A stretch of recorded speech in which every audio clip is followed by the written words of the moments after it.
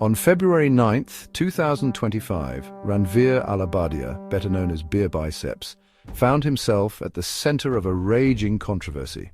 Appearing on comedian Samay Raina's YouTube show India's Got Latent, Allahbadia posed a question that would have far-reaching consequences.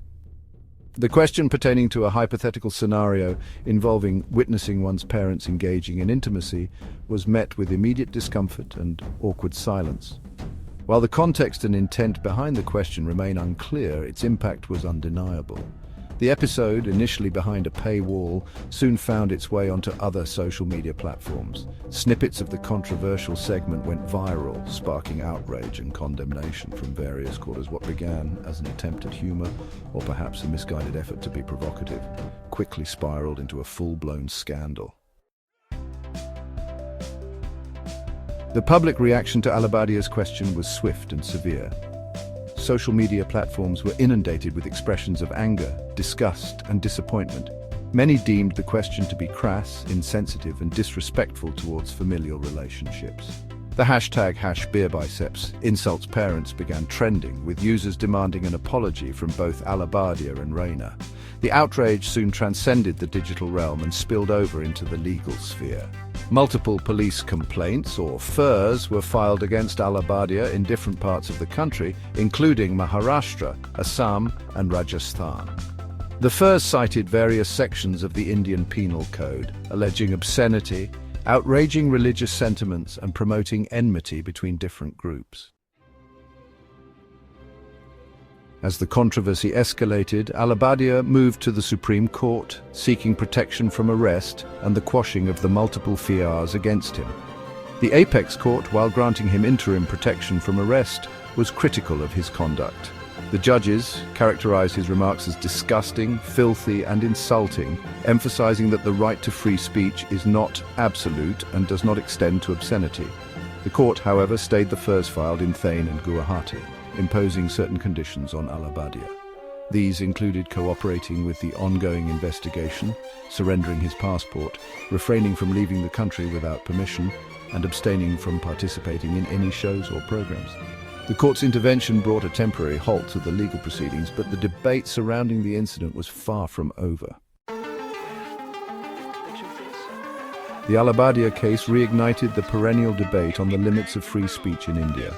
On the one hand, proponents of unfettered free speech argued that Allahbadia's question, however distasteful, was protected under the right to freedom of expression. They contended that the government should not have the power to police humor or stifle dissent, even if it is perceived as offensive by some. On the other hand, those advocating for greater regulation of online content argued that freedom of speech is not an absolute right and must be balanced with other societal interests such as public morality, decency, and respect for cultural sensitivity. They argued that Allahbadia's question crossed the line of decency and amounted to promoting obscenity, which is a punishable offence under Indian law. Section 5. Obscenity laws, a murky terrain. The Allahbadia case also brought to the fore the complexities and ambiguities surrounding India's obscenity laws. This case, like many others, underscored the challenges faced by the judiciary in interpreting what constitutes obscenity in a diverse and culturally rich country like India. The legal definition of obscenity remains vague and subject to interpretation, often leading to arbitrary and inconsistent application. Judges and lawyers frequently grapple with the subjective nature of these laws, which can vary significantly depending on individual perspectives and societal norms. What is considered obscene in one context may be deemed perfectly acceptable in another, making it difficult to establish clear guidelines for content creators and platforms.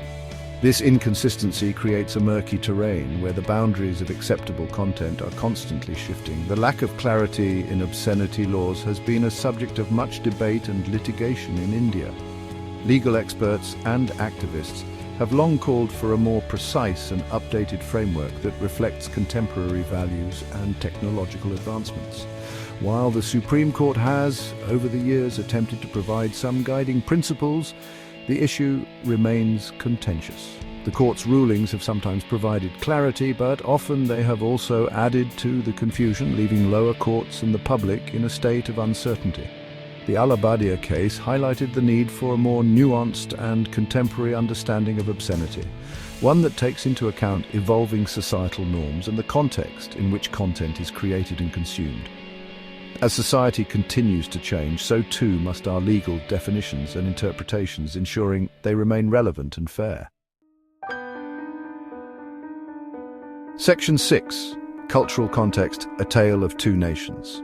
The Allahbadia controversy also sparked a conversation about the role of cultural context in determining what is considered acceptable speech. This incident became a focal point for debates on cultural sensitivity and the boundaries of free expression. It highlighted how deeply cultural norms can influence public opinion and legal actions. Comparisons were drawn between the reaction to Allahbadia's question in India and a similar incident involving a comedian in Australia. The Indian public and media were quick to condemn the question, while in Australia the response was markedly different, showcasing a more lenient attitude towards provocative humour. The comedian in question had posed a similar question on a live show, but it did not elicit the same level of outrage or legal action. Instead, it was met with laughter and applause, underscoring the divergent cultural attitudes towards controversial topics. This disparity in reactions highlighted the cultural differences in how humour and free speech are perceived and regulated in different parts of the world. In India, the question was seen as a serious breach of decorum, while in Australia it was viewed as a harmless joke. What is considered offensive or taboo in one culture may be seen as harmless banter in another. These differences are not just academic, they have real-world implications for how individuals and media are treated under the law. This raises important questions about the universality of free speech principles and the challenges of regulating content in a globalized world. As societies become more interconnected, understanding and respecting these cultural differences becomes increasingly crucial. Section 7. Digital Content Regulation, A Tightrope Walk. The Allahbadia case is emblematic of the larger challenges facing governments and tech companies in regulating digital content. This case has brought to light the complexities and nuances involved in creating policies that are both effective and fair. The internet, with its borderless nature and rapid dissemination of information, has made it increasingly difficult to monitor and control online speech. The global reach of the internet means that content posted in one country can quickly spread to another, complicating jurisdictional issues. Striking a balance between protecting free speech and preventing the spread of harmful content has become a tightrope walk for policymakers and tech giants alike. They must navigate the fine line between censorship and freedom, ensuring that the measures they implement do not stifle legitimate expression. The incident also highlighted the role of social media platforms in amplifying and disseminating controversial content.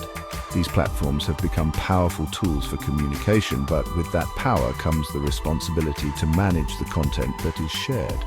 While platforms like YouTube and Twitter have community guidelines in place to moderate content, the sheer volume of content uploaded every minute makes it difficult to effectively enforce these guidelines.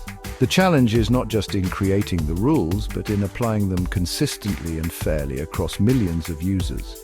The Allahbadia case underscored the need for more robust content moderation mechanisms and greater accountability from social media companies. It has sparked a broader conversation about the role of these platforms in society and the ethical responsibilities they bear in shaping public discourse.